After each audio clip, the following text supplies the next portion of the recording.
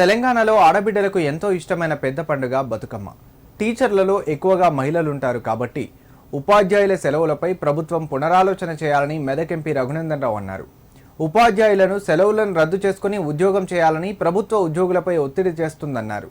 దసరా సెలవుల కోసం ఊరు వెళ్లిన ఉపాధ్యాయులను ఉద్యోగం చేయాలని అధికారులు వేధింపులకు గురి చేయడం సరికాదన్నారు. సిద్దిపేట జిల్లా బీజేపీ కార్యాలయంలో పండిత్ దీన్ దయాళ్ జయంతి సందర్భంగా ఆయన చిత్రపటానికి మెదక్ పార్లమెంట్ సభ్యులు మాధవనేని రఘునందన్ రావు పూలమాలలు వేసి నివాళులర్పించారు. ఈ సందర్భంగా ఆయన మాట్లాడుతూ మనుషుల ప్రవర్తన మారి మంచి బుద్ధి ప్రసాదించాలని దుర్గమ్మను కోరుతున్నా అన్నారు. 10 ఏళ్లు దోచుకున్న సొమ్ముతో కొందరు ఆగడం లేదు, మీడియాను మేనేజ్ చేసి నోటికి వచ్చింది మాట్లాడుతున్నారని ఆరోపించారు. 20 నెలల పాలనలో వారికి ఏం చేయాలో అర్థం కాని కన్ఫ్యూజన్లో కాంగ్రెస్ ఉందన్నారు.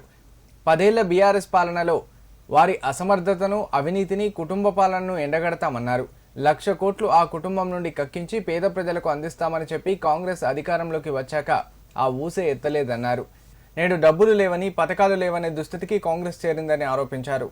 దేశంలో జాతీయ రహదారులు తప్ప మిగతా రహదారులపై కనీసం కారు వెళ్లే పరిస్థితి లేదన్నారు. నెల రోజులుగా కురుస్తున్న వర్షాల వల్ల రోడ్లు గుంతలమయంగా మారిందన్నారు.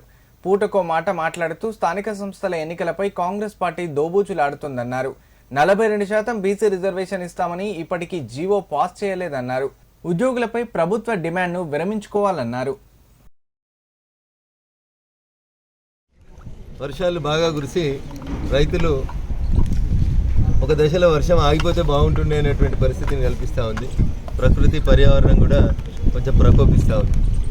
మనుషుల ప్రవర్తన మారాలని ఆ తల్లి వాళ్ళకి మంచి బుద్ధి ప్రసాదించాలని ఈ సందర్భంగా ఆ తల్లిని ప్రార్థిస్తూ ఉన్నారు. 10 ఏళ్ళు దోచుకున్న సొమ్ముతోటి వాళ్ళు ఆగుతలేరు. టీవీలు, పేపర్లు, ఛానళ్ళు, యూట్యూబ్ ఛానళ్ళని మేనేజ్ చేసి రోజు ఫ్రంట్ పేజీలో కనబడడం కోసం నోటికొస్తే వాళ్ళు మాట్లాడుతూ ఉన్నారు. 20 నెలల వీళ్ళ పాలన తర్వాత వీళ్ళకి ఏం చేయాలో అర్థం కానటువంటి కన్ఫ్యూజన్ స్థితిలో కాంగ్రెస్ ప్రభుత్వం కొనసాగుతుంది.